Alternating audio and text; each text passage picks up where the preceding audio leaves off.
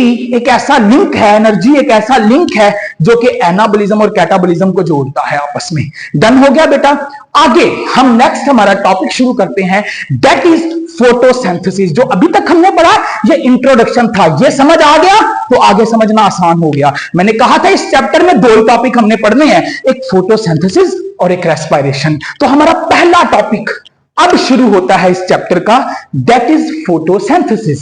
Photosynthesis को देखें बेटा हम, तो इसकी डेफिनेशन पे सबसे पहले आपको सबको पता है फोटोसिंथेसिस है क्या, शॉर्ट वाली डेफिनेशन तो आपको आती है। क्या है फोटोसिंथेसिस? देखें, अगर मैं आपसे अभी कहूं फोटोसिंथेसिस की डेफिनेशन सुनाओ, बेटा पॉज करो और अभी सुनाओ, जरा खुद से पूछो क्या है। आप डेफिनेटली यही कहेंगे कि पौधों का खुराक बनाने का अमल सूरज की रोशनी को इस्तेमाल करते हुए, ये क्या कहलाता है? फोटोसिंथेसिस कहलाता है। बेटा बिल्कुल सही सुनाई है आपने, यही है डेफिनेशन। हम यहां पे ना थोड़ा सा उसको एलैबोरेट करेंगे, चीजों को हम चीजों को बढ़ा के एक्सप्लेनेशन में बताएंगे बेटा।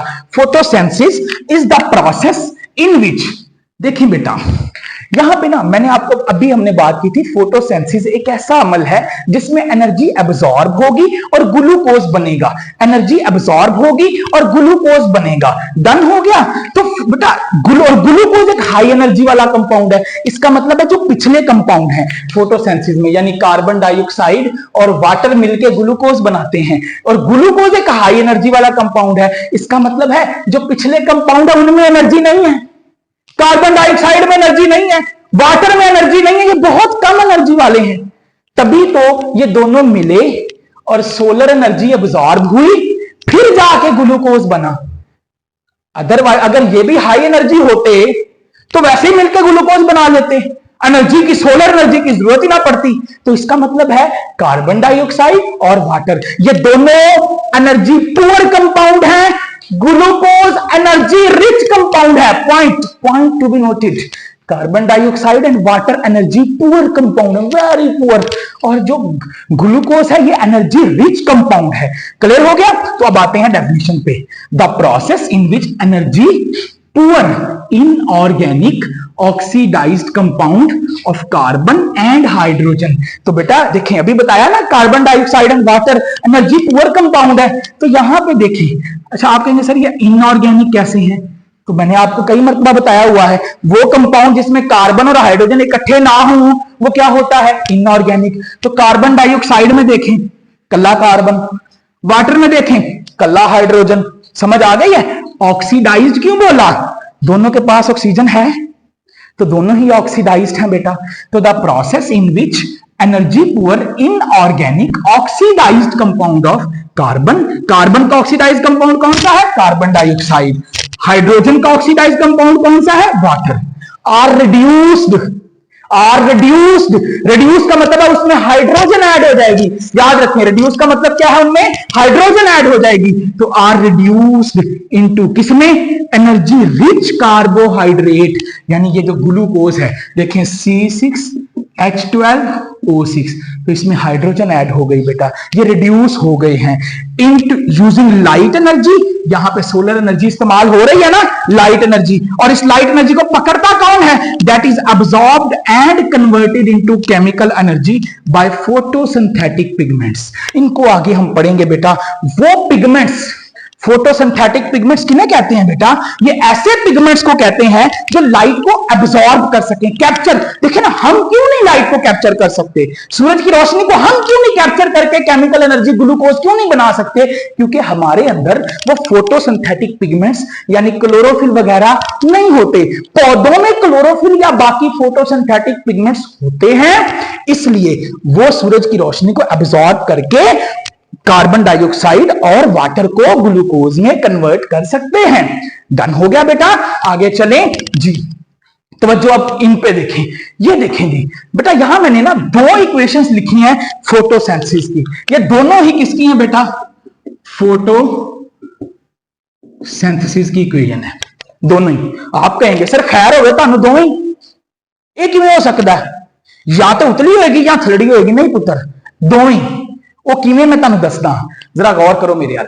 6CO2 + 12H2O, क्लोरोफिल वही पिगमेंट जिसने लाइट को, सोलर एनर्जी को अब्सॉर्ब किया, क्या बना? ग्लूकोज बना। देख रहे हैं ना नन्हे मुन्नो, ग्लूकोज बना और ग्लूकोज साथ में क्या रिलीज हुई, ऑक्सीजन, और साथ में बेटा वाटर भी। आप कहेंगे सर एथे तुसा नहीं लिखा वाटर, एथे लिख देता, दस दा, रुको जरा सबर करो। यहां पे देखो बेटा 12H2O रिएक्टेंट, ये बेटा ये दोनों क्या है, रिएक्टेंट है ना। कार्बन डाइऑक्साइड क्या है, रिएक्टेंट, वाटर क्या है, रिएक्टेंट। ये वाले सारे फैमिली क्या है, प्रोडक्ट्स थी, यानी glucose product, oxygen product, water product. तो देखें बेटा यहां 12 मॉलिक्यूल वाटर के इस्तेमाल हो रहे हैं, 6 तो हमें प्रोडक्ट में मिल गए, ऐसा ही है। तो पीछे हमारा यूजेज कितना रह गया, 6 का। तो हम इस इक्वेशन को शॉर्ट फॉर्म में बना के लिख देते हैं कि 6CO2 प्लस 6H2O, इससे बनेगा C6H12O6 ग्लूकोज और 6O2। हम 6H2O लिखते ही नहीं है, लेकिन ऐसा नहीं है कि 6H प्रोडक्ट में वाटर बनता नहीं है। Yes, water appears in both sides, water reactant में भी है, वाटर प्रोडक्ट में भी है। समझ आ गई है, सिर्फ हम 6 माइनस कर देते हैं 12 में से। डन हो गया बेटा। यहां पे अगला पॉइंट देखें बेटा, अगर आप गौर करें रेस्पिरेशन में देखें, फोटोसिंथेसिस में कार्बन डाइऑक्साइड और वाटर यूज हो रहे हैं और ग्लूकोज और ऑक्सीजन बन रहे हैं, जबकि रेस्पिरेशन में आ जाए उसका उलट हो गया। देखें यहां ग्लूकोज को तोड़ा जा रहा है, मेरे लफ्जों पे गौर किया करो यार, तोड़ा जा रहा है, तोड़ा यहां पे। तो यहां पे ग्लूकोज को तोड़ा जा रहा है, किसकी मौजूदगी में, ऑक्सीजन। ऑक्सीजन तोड़ रही है इस ग्लूकोज को, रेस्पिरेशन हुई ना, जो हम लेके जा रहे हैं ऑक्सीजन अंदर, वो ग्लूकोज को तोड़ेगी, रेस्पिरेशन है। तो यहां पे देखिए क्या बन रहा है, कार्बन डाइऑक्साइड बन रहा है, वाटर और साथ में एनर्जी। ओए निकम्मो जरा गौर करो जरा, यहां पे देखो कार्बन डाइऑक्साइड वाटर बन रहा है, इसका मतलब है प्रोडक्ट में, तो जो रेस्पिरेशन के प्रोडक्ट क्या हैं, कार्बन डाइऑक्साइड और वाटर। रिएक्टेंट क्या हैं, ग्लूकोज और ऑक्सीजन। फोटोसिंथेसिस के कार्बन डाइऑक्साइड और वाटर क्या हैं, रिएक्टेंट, और ग्लूकोज और ऑक्सीजन क्या है, प्रोडक्ट। नजर आ रहा है। तो बेटा अगर आपको समझ आया यहां पे, तो दोनों ही फोटोसिंथेसिस के जो रिएक्टेंट हैं वो रेस्पिरेशन के प्रोडक्ट हैं, और जो रेस्पिरेशन के रिएक्टेंट हैं वो फोटोसिंथेसिस के प्रोडक्ट हैं। समझ आ गई इस बात की। तो ये जो डायग्राम मैंने बनाई है यहां तक, इसका मतलब है फोटोसिंथेसिस में जो ऑक्सीजन निकलेगी, तवज्जो, शाबाश, कहां गुम हो गए हो मेरी तरफ। फोटोसिंथेसिस में जो ऑक्सीजन निकलेगी वो ऑक्सीजन हम अंदर लेके जाएंगे, वो ऑक्सीजन हम क्या करेंगे, उस ऑक्सीजन को यूज करेंगे और हम ग्लूकोज को तोड़ेंगे। बात को फॉलो कर रहे हैं। अच्छा अब आ जाए बेटा, आगे एक पॉइंट है, बड़ा जबरदस्त point, that is compensation point. याद रखें फोटोसिंथेसिस एक ऐसा प्रोसेस है जो सिर्फ ऑटोट्रॉफ्स में होता है, यानी वो सिर्फ पौधों में होगा, सियानोबैक्टीरिया में होगा, एल्गी वगैरह में होगा बस। जबकि रेस्पिरेशन एक ऐसा प्रोसेस है जो सब में होगा।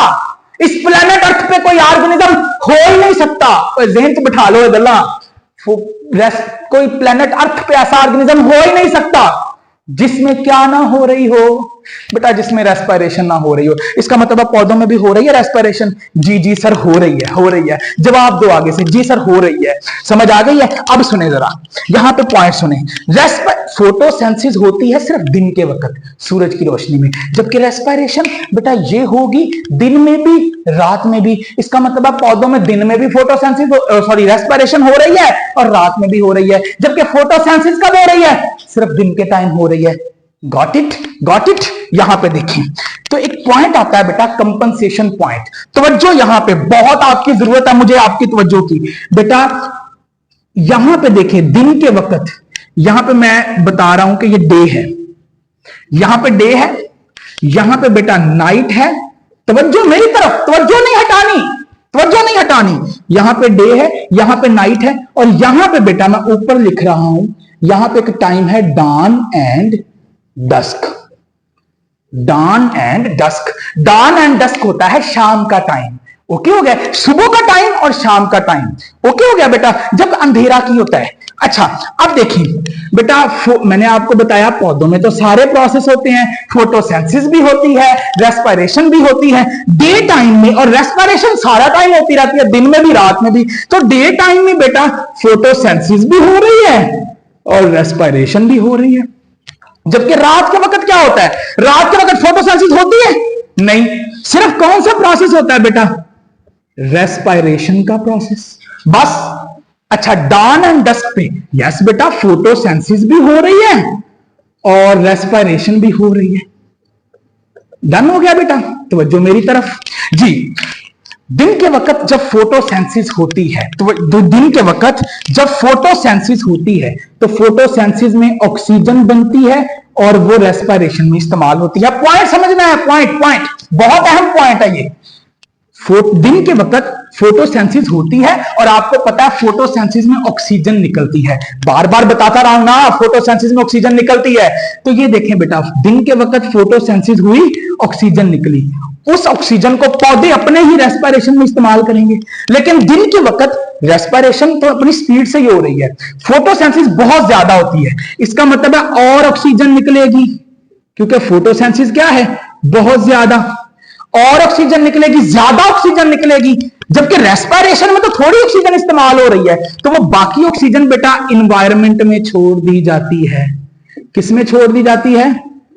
इन्वायरमेंट में छोड़ दी जाती है। तो पौधे इसीलिए दिन के वक्त ऑक्सीजन निकाल रहे होते हैं, धड़ाधड़ धड़ाधड़ धड़ाधड़, ठीक है।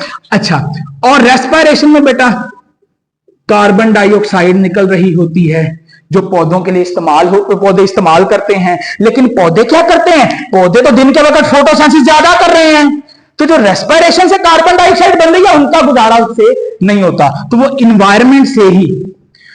इन्वायरमेंट से ही कार्बन डाइऑक्साइड लेते हैं। तो अगर आप देखें तो दिन के वक्त वो ऑक्सीजन दे रहे हैं इन्वायरमेंट को, और कार्बन डाइऑक्साइड बेटा वो इन्वायरमेंट से ले रहे हैं। यहां पे देखें तो दिन के वक्त पौधे इन्वायरमेंट से कार्बन डाइऑक्साइड ले रहे हैं और ऑक्सीजन दे रहे हैं।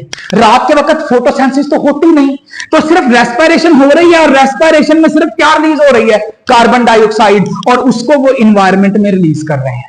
तो बेटा इसका मतलब है रात को पौधे सिर्फ कार्बन डाइऑक्साइड दे रहे होते हैं। इसलिए कहते हैं रात को दरख्तों के नीचे सोना नहीं चाहिए, दम घुट सकता है, क्योंकि वो भी कार्बन डाइऑक्साइड रिलीज कर रहे हैं, हम भी कार्बन डाइऑक्साइड पैदा कर रहे हैं, दोनों ही कार्बन डाइऑक्साइड पैदा करने वाली मशीनें मिल जाती हैं। ठीक हो गया? तो अब बेटा कार्बन डाइऑक्साइड रिलीज हो रही है रात के वक्त, लेकिन ये शाम का वक्त, डॉन एंड डस्क का टाइम, इस टाइम पे क्या होता है? इस टाइम पे बेटा जितनी फोटोसिंथेसिस में ऑक्सीजन रिलीज होती है, इस टाइम पे होता क्या है? इस टाइम पे जितनी फोटोसिंथेसिस होती है उतनी रेस्पिरेशन होती है। क्योंकि बेटा देखें, एक पॉइंट तो ऐसा आएगा ना, देखें दिन के वक्त फोटोसिंथेसिस फुल पीक पे, लेकिन जैसे रोशनी कम होती जा रही, तो फोटोसिंथेसिस भी कम कम कम। एक वक्त आएगा ना जब फोटोसिंथेसिस और रेस्पिरेशन बराबर हो जाएंगे, आएगा ना वही पॉइंट, जब फोटोसिंथेसिस और रेस्पिरेशन बराबर हो जाएंगे। इस पॉइंट को कहते हैं हम कंपनसेशन पॉइंट। बेटा ये जो मैंने लिखा हुआ था वो पॉइंट जिसपे फोटोसिंथेसिस और रेस्पिरेशन बराबर हो गए, that point is called compensation point. इसका मतलब है जितनी ऑक्सीजन निकलेगी फोटोसिंथेसिस से, वो सारी ऑक्सीजन कहां यूज हो जाएगी? रेस्पिरेशन में। और जितनी कार्बन डाइऑक्साइड निकलेगी रेस्पिरेशन से, वो सारी कहां इस्तेमाल हो जाएगी? फोटोसिंथेसिस में। तो इन्वायरमेंट के साथ कुछ एक्सचेंज हुआ? घंटा एक्सचेंज हुआ, कुछ भी एक्सचेंज नहीं हुआ इन्वायरमेंट के साथ। बात को फॉलो कर रहे हैं? तो जब इन्वायरमेंट के साथ कुछ एक्सचेंज ही नहीं हुआ तो इस पॉइंट को कहते हैं बेटा कंपनसेशन पॉइंट। क्लियर हो गया? और ये दो टाइम होता है, at dawn and at dusk. Okay हो गया बेटा?